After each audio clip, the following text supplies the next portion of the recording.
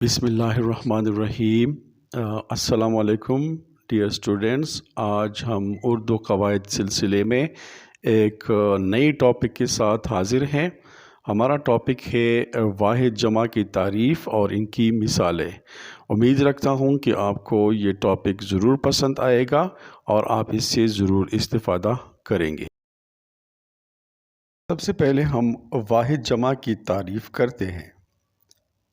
تعداد کے لحاظ سے اسم کی دو قسمیں ہیں، واحد اور جمع۔ واحد وہ اسم یا لفظ جس سے کوئی ایک چیز، شخص، جگہ، جانور یا پرندہ مراد ہو۔ یہاں پر ایک چیز کا مطلب ہے، مثال کے طور پر کہ میز، تو یہ میز ایک ہے، دو نہیں۔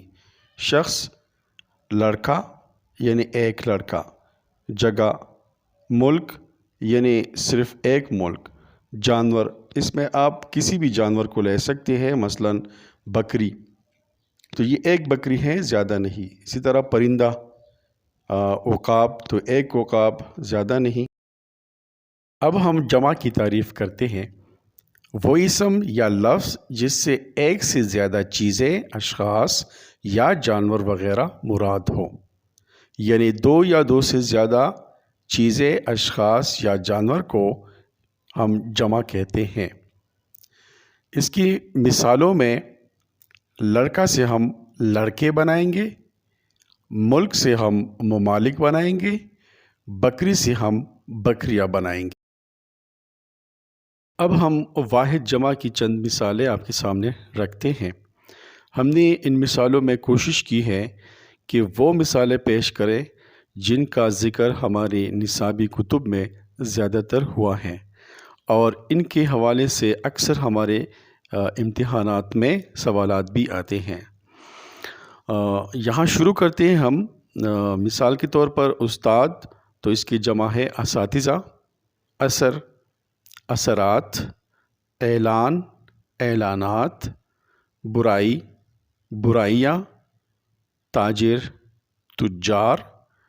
تحفہ، تحائف۔ تجربہ، تجربات۔ جزیرہ، جزائر۔ چیوٹی، چیوٹیاں۔ حدیث، احادیث۔ حادثہ، حادثات۔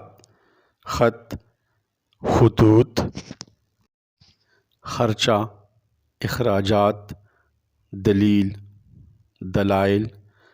ذخیرہ، ذخائر۔ سبب، اسباب۔ ساتھی، ساتھیوں۔ شخص، اشخاص۔ واحد جمع کی چند مزید مثالیں: طالبہ، طالبات۔ طالب علم، طلبہ۔ طائر، طیور۔ غیر، اغیار۔ فقیر، فقراء۔ قوم، اقوام۔ اسی طرح مسجد، مساجد۔ مطالبہ، مطالبات۔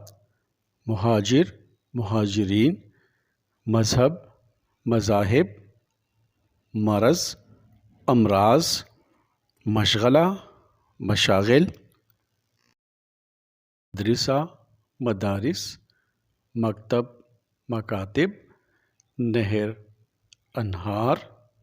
وجہ، وجوہ یا وجوہات۔ وظیفہ، وظائف۔ اور یوم، اس کی جمع ہے ایام۔